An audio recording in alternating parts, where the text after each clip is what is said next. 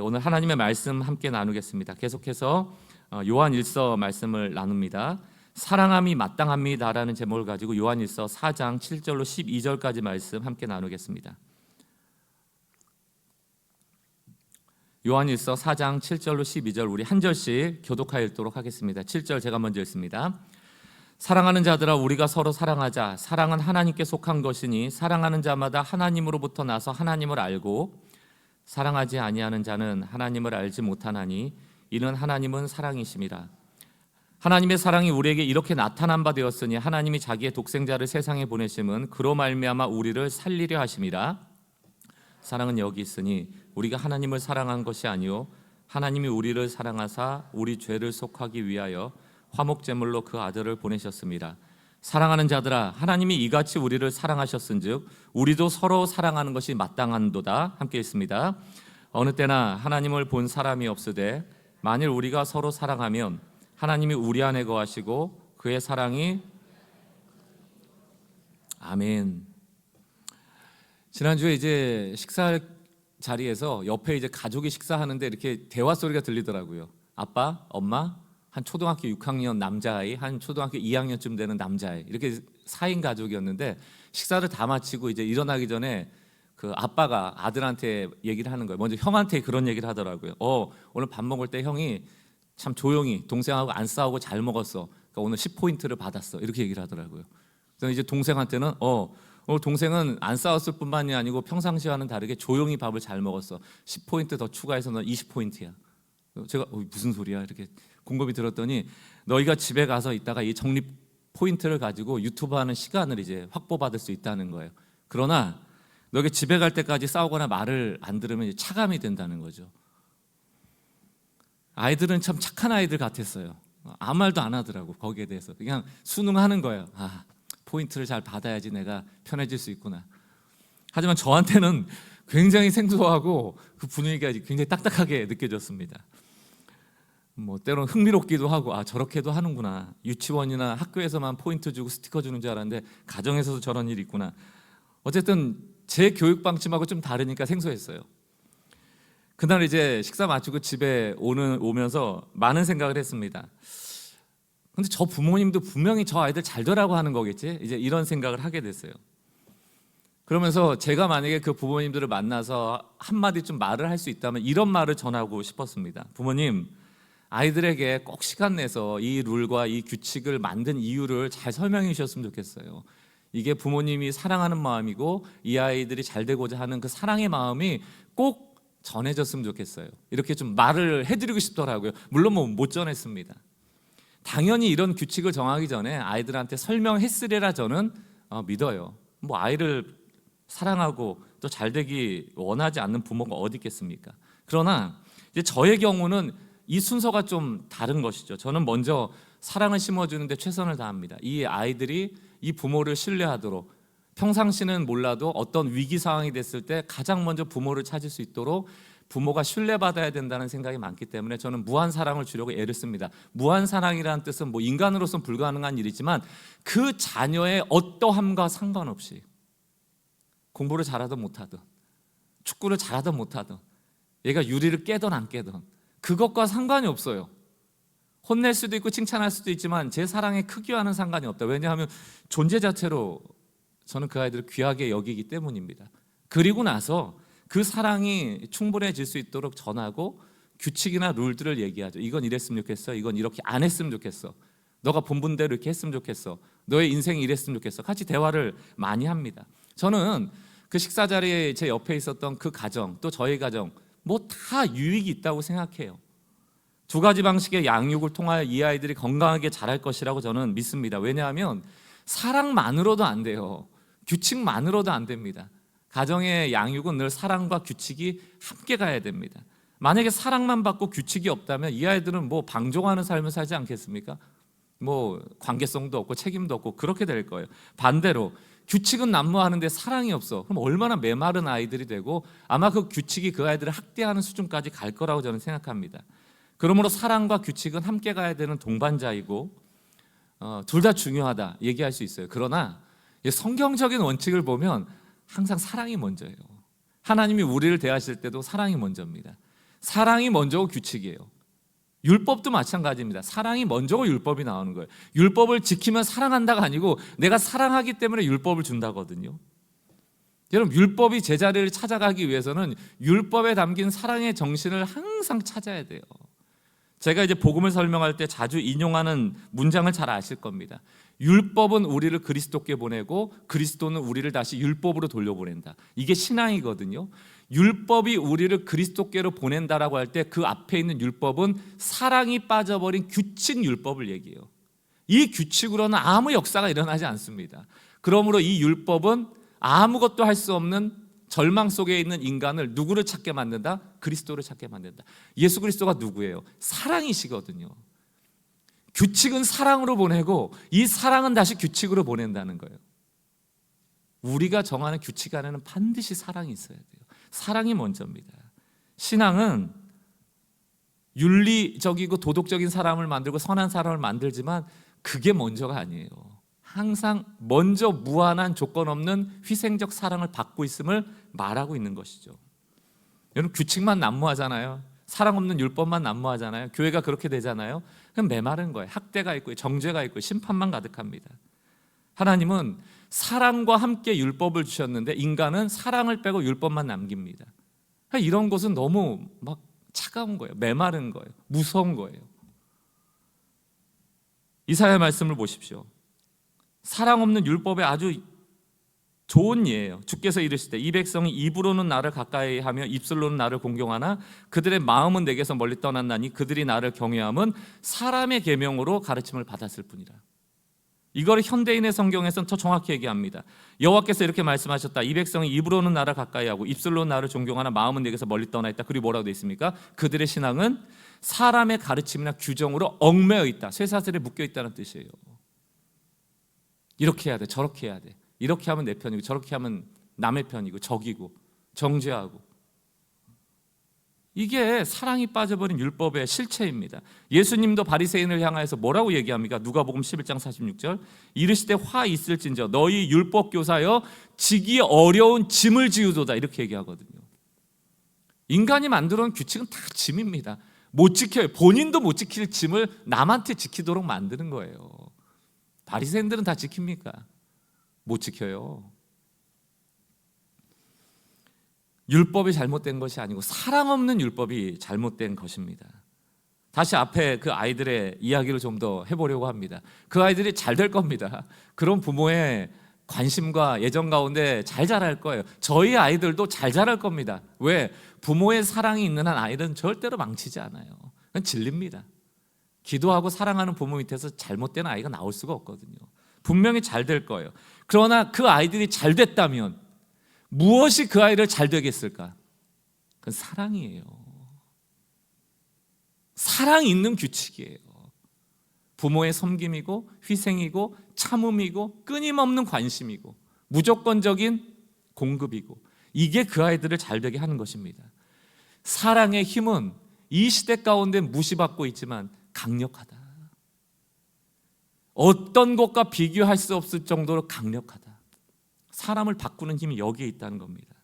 사막을 걸어가는 한 사람, 나그네 옷을 벗기는 그 내기했던 우화 잘 아시잖아요. 태양하고 해하고 바람하고 내기한 거예요. 바람이 먼저 강한 바람으로 막 그 나그네에게 쏘아붙입니다. 그 나그네가 어떻게 해요? 옷을 또 여미는 거죠. 태양은 따뜻한 열기를 내리쬐니까 자연스럽게 옷을 벗는 거예요. 여러분, 바람이 그 강풍이 율법이라면 따뜻한 온기는 복음입니다. 사랑이거든요. 사랑이 사랑을 바꿉니다. 그러고 보면 저도 이렇게 너무 인상 쓰고 설교하면 안 돼요. 사랑을 얘기하면서 사랑해야 된다고. 이게 뭐 의도한 바는 아닌데 제가 사랑이 없어서 드러나는 거겠죠.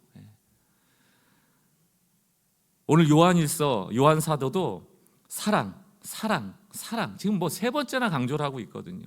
왜 그런가? 지금 무너져가는 교회를 이렇게 세울 수 있는 유일한 방법은 규칙이 아니고 매뉴얼이 아니고 사랑임을 알기 때문이에요. 사도 요한은 사랑의 사도라 불렸습니다. 그러나 사랑의 사도라고 불린 사도 요한이 처음부터 사랑이 많았느냐? 전혀 그렇지가 않았다. 이 사도 요한은 불같은 성격의 소유자였습니다. 성경에 보면 늘 자기 형제 야고보와 같이 등장하는데 이게 집안 내력인지 뭐 부모들한테 배운 건지 모르겠지만 불같이 이 마음에 분노나 혈기가 많았던 사람입니다. 마가복음 3장을 보세요. 곧 세베대의 아들 야고보와 야고보의 형제 요한이니 이 둘에게는 보아너게 곧 우레의 아들이라는 이름이 더해졌다. 천둥이거든요.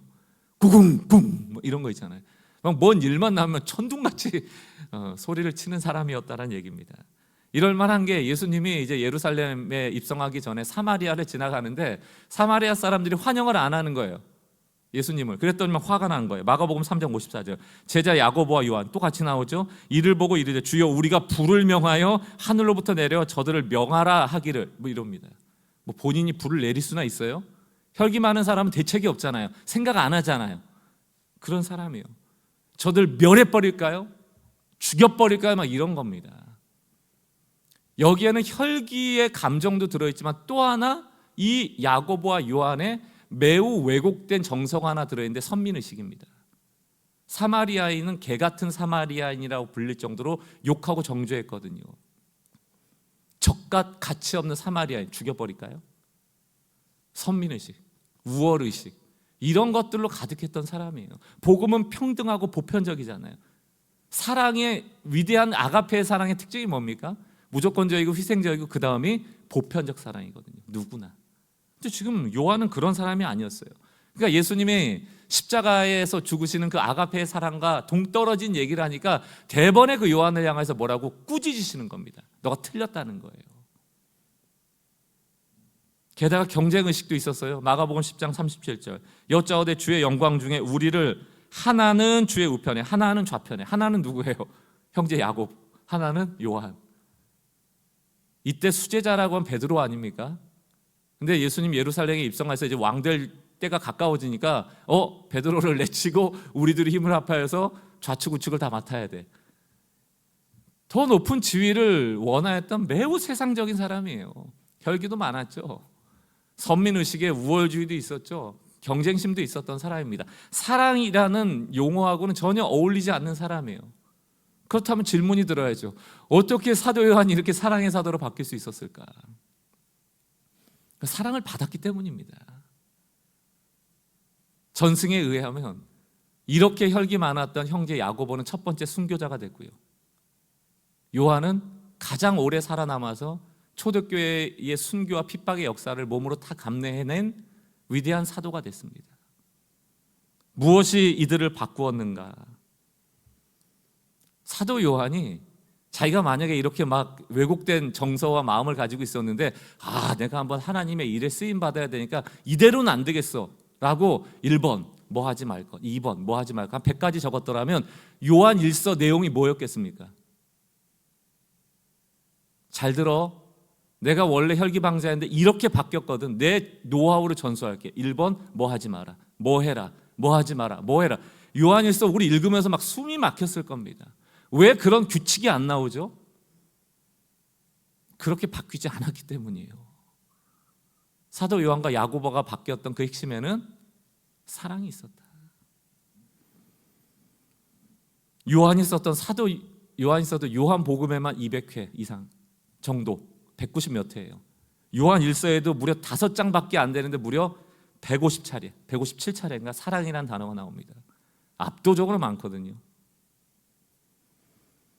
자기가 예수님 배신했어요. 십자가 앞에서 도망쳐버린 나약한 자들이었습니다. 그러나 부활한 이후 예수님이 찾아오세요. 버려도 그만 아니에요. 찾아오셔서 다시 소명을 주시고 성령을 허락하셔서 그들을 인도하시고 깨닫게 하시잖아요.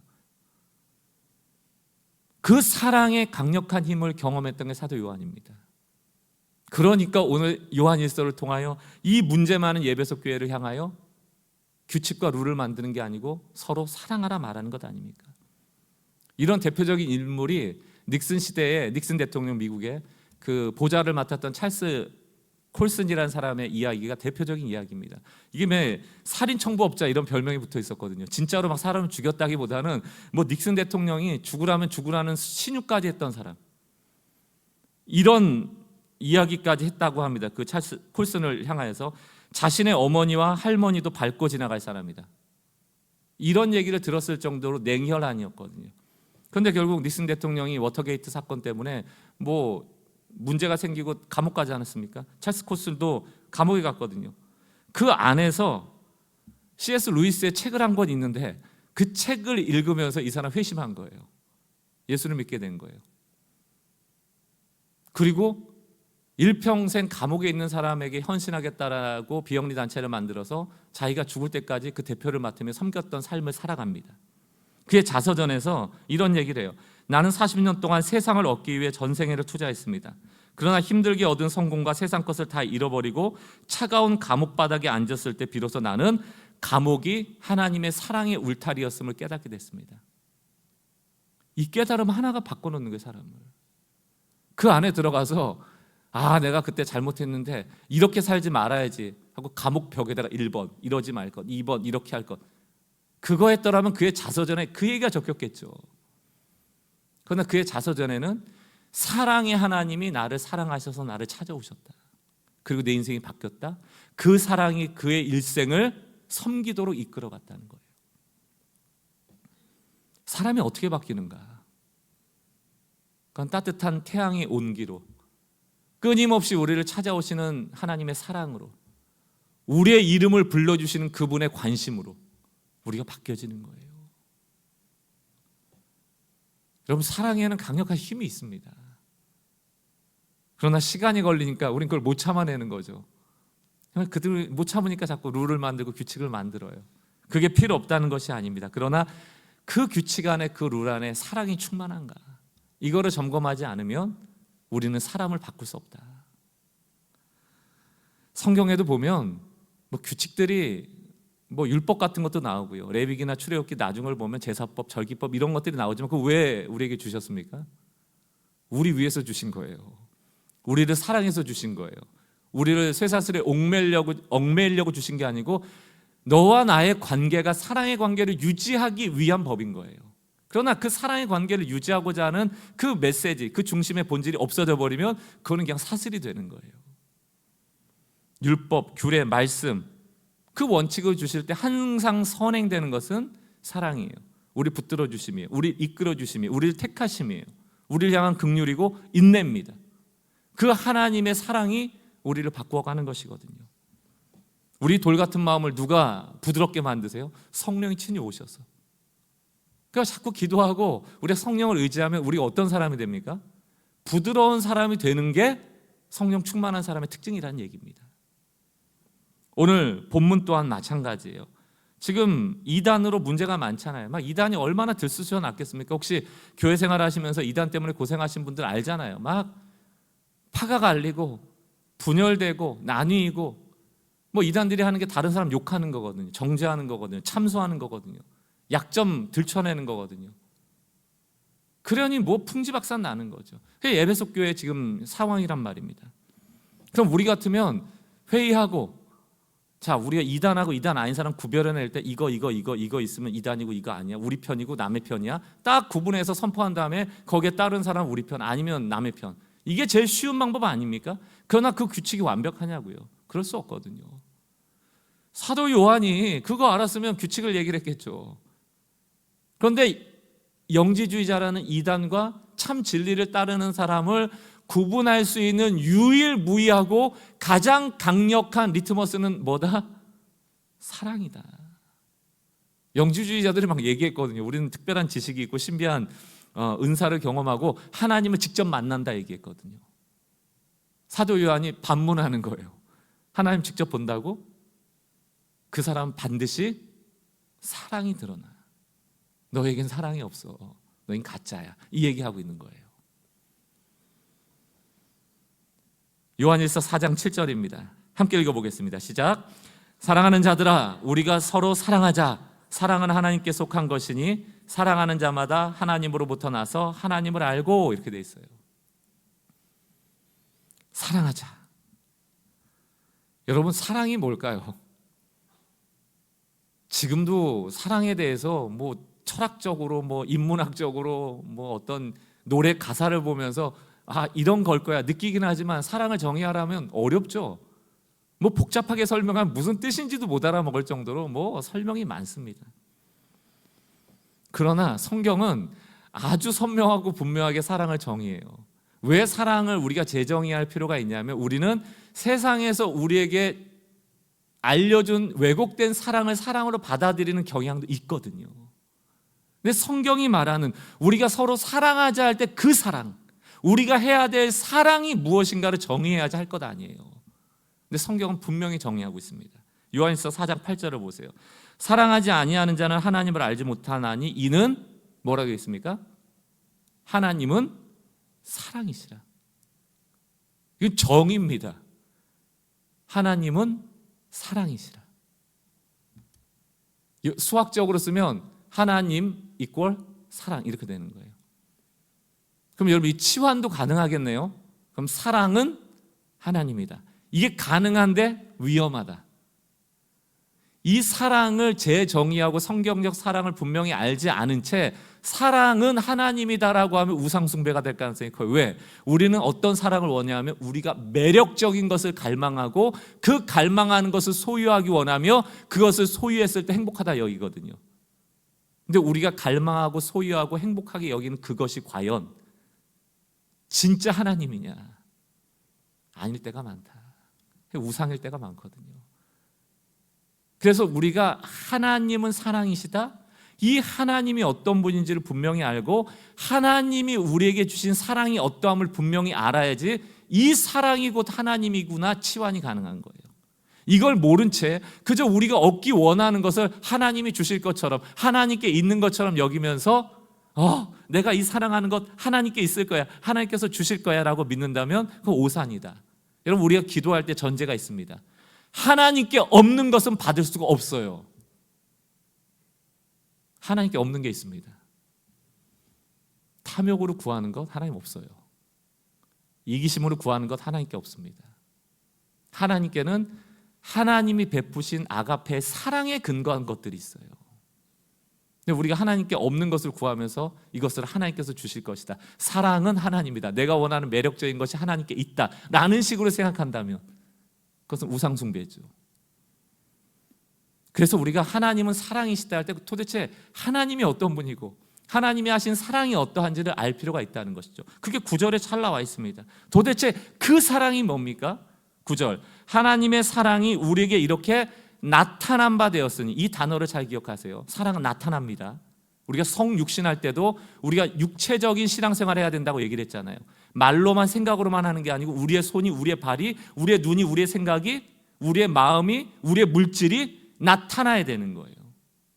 그것 없는 신앙은 거짓이라고 말하고 있는 겁니다. 나타낸 바 되었으니 하나님이 우리를 사랑한다고 말만 했다? 그건 믿을 수 없는 사랑이에요. 반드시 나타난다. 근데 누가 나타나요? 하나님이 자기 독생자를 나타내신 거예요. 그런데 그 뒤에 어떤 동사를 씁니까? 보내셨다. 그 얘기는 예수 그리스도가 그 가라는 명령에, 나타나라는 명령에 순종하여 보냄받았다. 이 얘기예요. 여러분 이 뉘앙스를 아시겠어요? 사랑의 뉘앙스 동사예요.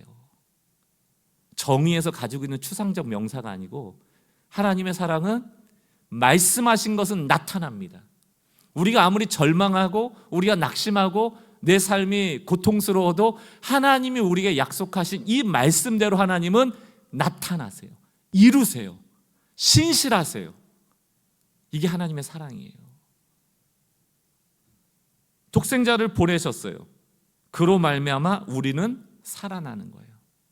그럼 사랑의 3요소가 다 나오는 겁니다. 나타나야 되고 우리가 입으로만 아이고 힘들겠다 끊는 게 아니고 가봐야죠. 10만 원이라도 좀 보내서 도와야죠. 이게 나타난 바 되는 것이고 하나님이 가라 할 때 보냄받는 것이고 그렇게 해서 결국 누가 잘 되는 거예요?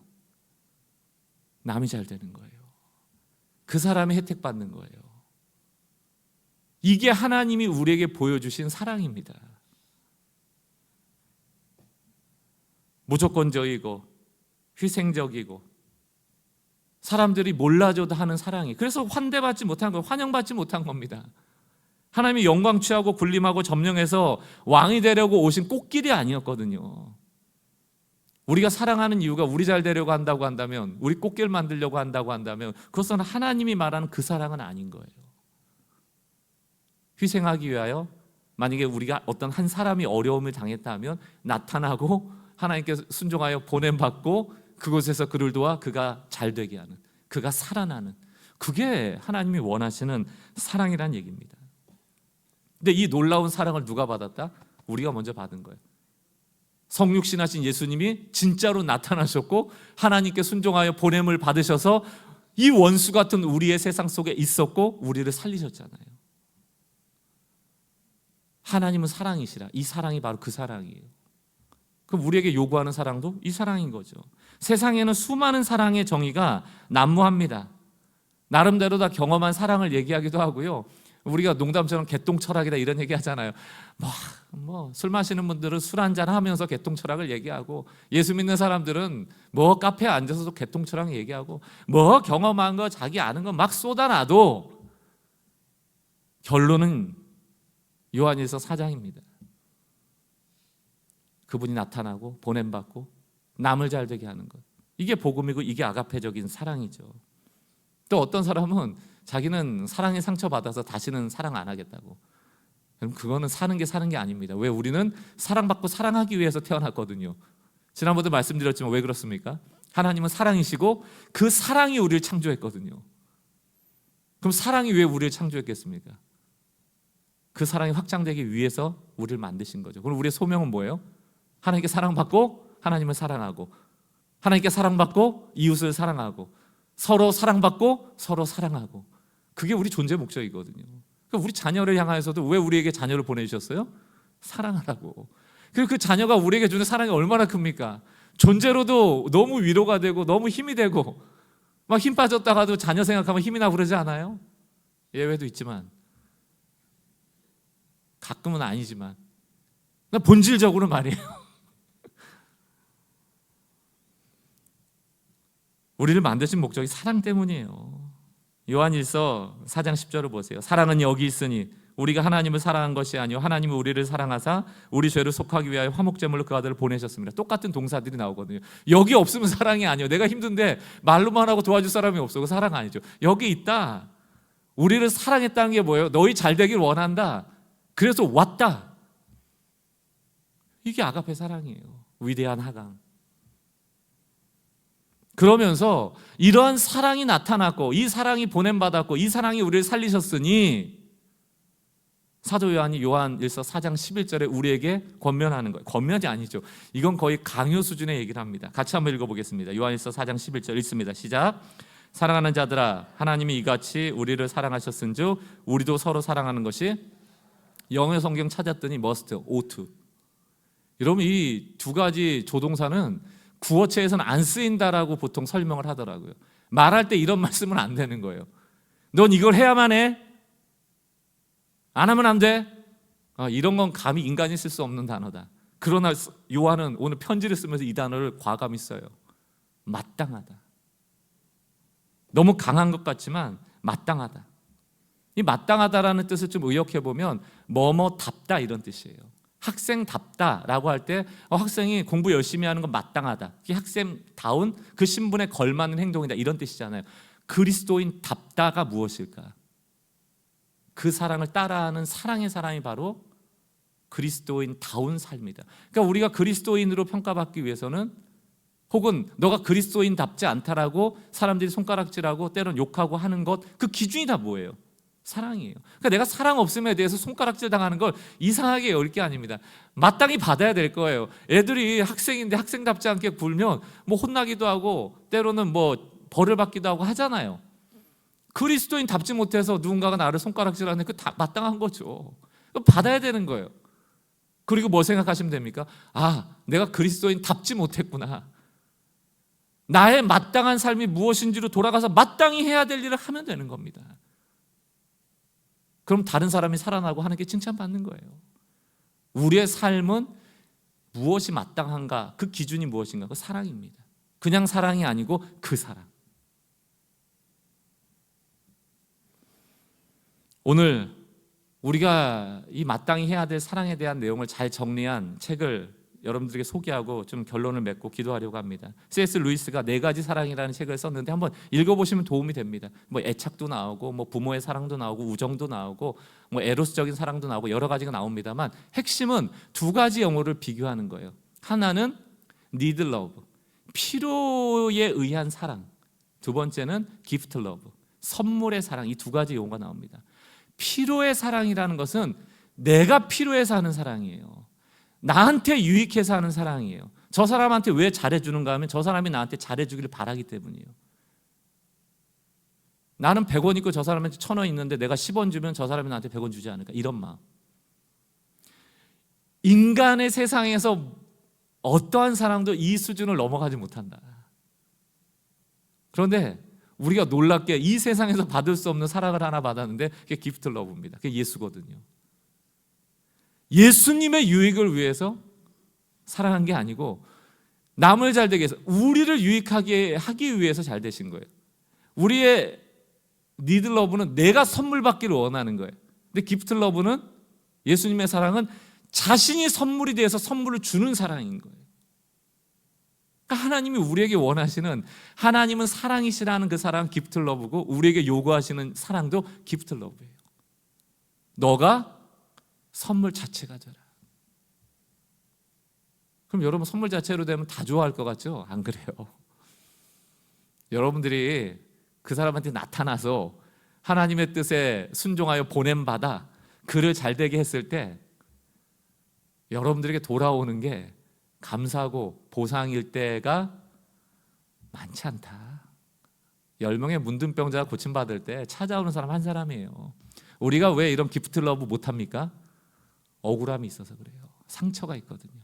내가 했는데 안 알아줘. 너무 힘들었는데 안 알아줘. 처음에 좋은 마음으로 했는데, 여러분 사랑을 쏟다 보면 힘들어요, 쉬워요? 힘들거든요. 지치거든요. 근데 거기에 대한 그냥 뭐 내가 큰 거 바라는 거 아니야. 그냥 어깨 한번 두드려주는 사람이 있었으면 좋겠는데 그 사람 한 사람이 없어요. 거기서 실족하는 거거든요. 그때 예수님을 생각하세요. 단 한 사람도 예수님 곁에 있었던 사람이 없습니다. 그거 알고 섬기신 거예요. 그게 기프트 러브입니다. 근데 하나님이 오늘 무엇을 요구하시는 거예요? 그 사랑 요구하시는 거예요. 숭고하다라는 부모 사랑조차도 그 아이들을 100% 유익하게, 그 아이들만 위한 것이냐? 아니에요. 그 아이가 내 인생에 명함되기 원하는 마음들이 다 있거든요. 그건 내 필요에 의한 사랑이 지분이 있는 거예요. 그러나 하나님은 진짜 우리가 추구해야 될 사랑은 내가 선물이 되는 사랑이야. 예수님처럼 거기까지 가길 원하시는 것이죠. 요한일서 4장 10절입니다. 사랑이 여기 있으니 우리가 하나님을 사랑한 것이 아니요 하나님이 먼저 우리를 사랑했다. 요한일서 4장 19절 함께 읽겠습니다. 시작. 우리가 사랑함은 그가 먼저 우리를, 내가 사랑했을 때 이 사람이 어떠한 반응 보일까가 없는 거예요. 그냥 먼저 사랑한 거예요. 그냥 보이니까. 그리고 하나님이 하라니까.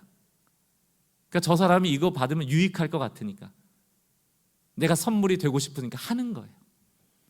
이거 하고 난 다음이 없는 거예요. 생각이 없는 거예요. 여기까지 가길 원하신다. 저는 이게 어렵다는 거를 뭐 직접적으로 간접적으로 많이 경험하고 듣습니다. 그러나 그때마다 사람한테 칭찬 듣고 등 두드려주는 사람이 여러분 곁에 있기를 바라고요. 그러나 그게 없더라도 시간이 지나면 결국 하나님이 그런 사람을 붙여주시고 함께할 사람을 붙여주시고, 무엇보다도 기도할 때마다 하나님이 알아주시고, 십자가 아래 늘 우리가 머물러 있을 때 그 십자가의 사랑이 무엇인지를 더 깊이 공감하고 깨달을 수 있게 된다면 그만한 유익이 또 있겠습니까? 보상받는 사랑, 또 유익되는 사랑, 우리가 좀 서로 그런 사람이 되어지면 가장 좋을 것 같아요. 그래서 서로 사랑이잖아요. 먼저 한 사랑을 알고 너무 고마워할 수 있다면, 그리고 나도 그 사람이 어려울 때 먼저 찾아갈 수 있다면, 그 서로 사랑이 된다면 이 사랑이 풍성해지는 것 아닙니까? 누군가는 계속 사랑을 주는데 누군가는 그 사랑을 깨닫지 못하고 감사하지 못하니까 결국 지치게 되는 것이잖아요. 이 교회 공동체 안에 사도 요한의 고백처럼 우리가 서로 하나님이 하셨던 그 사랑을 하자. 그 사랑을 하자. 이게 어떤 한 사람에게만 지목되는 얘기가 아니고 좀 우리가 조금만 더 관심 가져서 서로 사랑하는 공동체로, 서로 사랑하는 가정으로 좀 새롭게 되어져서 하나님이 그 가정을 볼 때, 그 교회를 볼 때 정말 내가 그 자리에 있기를 원하는 자리가 됐으면 좋겠습니다. 하나님이 이 자리에 올 때마다 너무 기뻐하는 자리, 어떤 찬양의 가사처럼 사랑의 나눔 있는 곳에 하나님께서 계시도다. 왜? 하나님은 사랑이시라. 하나님은 사랑이시라.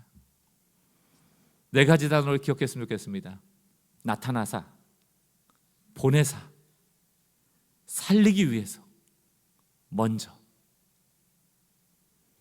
이게 주님이 우리에게 원하시는, 사도 요한을 통해서 들려주시는 실천해야 될 사랑이라 믿습니다. 힘들지만 또 한 주간도 이 사랑을 통하여 많은 사람을 살리고 하나님이 함께 하시는, 또 하나님이 기뻐하시는 그런 삶으로 나가는 성도들 되시길 주의 이름으로 축원합니다. 우리 같이 한번 오늘 말씀을 생각하면서 찬양했으면 좋겠습니다. 참 고전 찬양이에요. 낮의 내처럼 밤엔 달처럼 그렇게 살 수 없을까? 여러분, 해가 오늘은 너무 뜨겁고 귀찮고 하니까 안 올라가겠습니다. 그럼 안 되잖아요. 오늘은 좀 늦잠 자고 밤에 좀 뜨겠습니다. 이러면 안 되잖아요. 그냥 욕심 없이 내가 오늘 그 자리에 있으면 나타나는 거예요. 가라 하면 보냄 받는 거예요. 그 태양을 통하여 얼마나 많은 만물들이 생명을 얻습니까? 화초 키워보셨죠? 그늘에 바람 못 쏘면 금방 죽어요.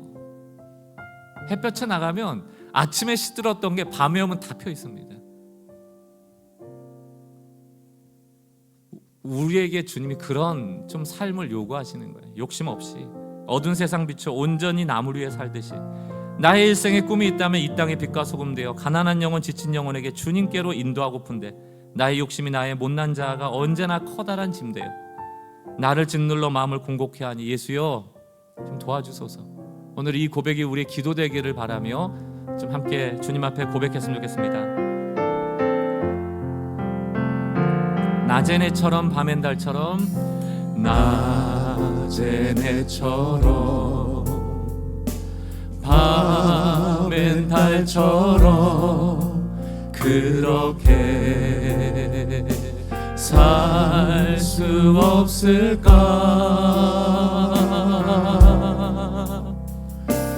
욕심도 없이 어두운 세상 비추어 온전히 남을 위해 살듯이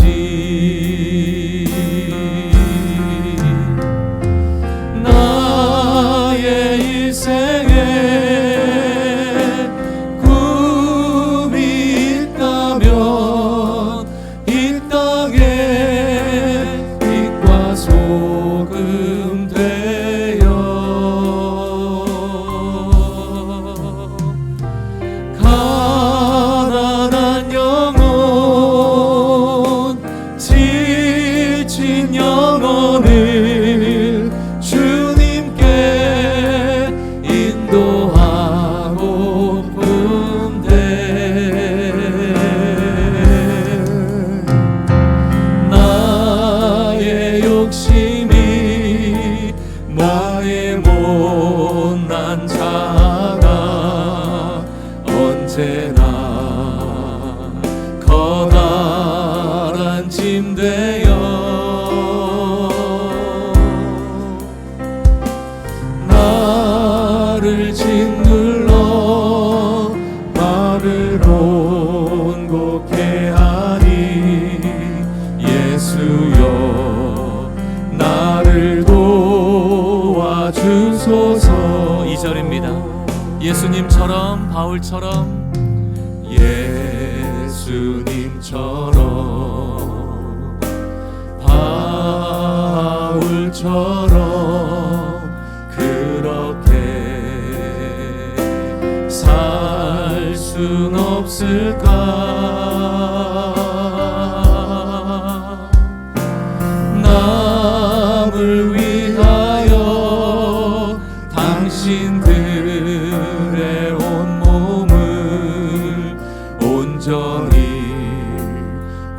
버리셨던 것처럼 주님의 그 사랑, 주의 사랑은 베푸는 사랑, 값없이 거저주는 사랑.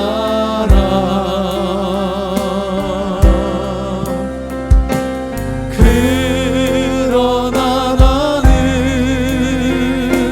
주는 것보다 받는 것 더욱 좋아하니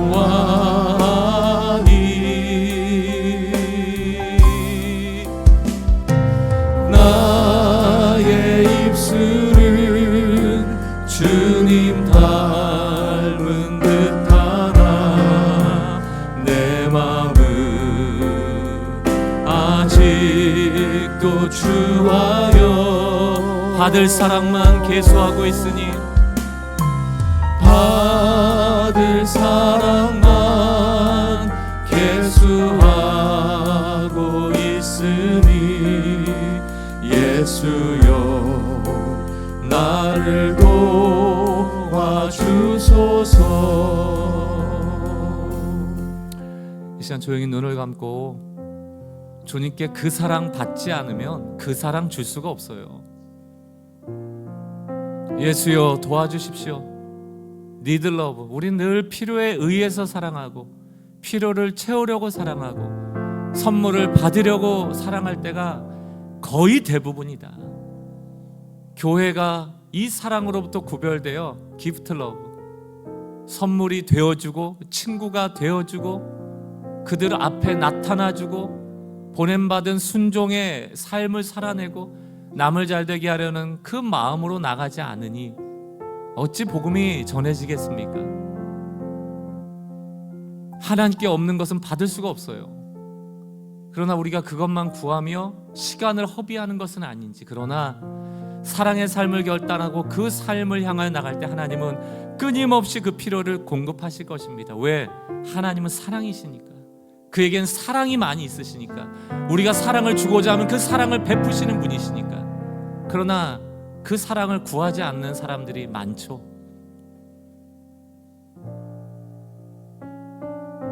그것이 우리의 신앙의 가장 큰 문제입니다. 받을 사랑만 계수하고 주려고 하는 그 마음 없이 하나님께 구하니 하나님이 주시질 못하는 것이 아니겠습니까? 오늘 우리가 마음을 좀 따뜻하게 했으면 좋겠어요. 나타나 보냄받아 남을 살리고 먼저 나서고 이 예수님을 닮는 그 사랑을 실천하는 삶이 되기를 우리 좀 구하고 다시 한번 헌신하고 차가워진 마음들을 내 이름 불러주시는 주님의 사랑 앞에 좀 따뜻하게 녹이는 시간 됐으면 좋겠습니다. 같이 한번 기도하겠습니다.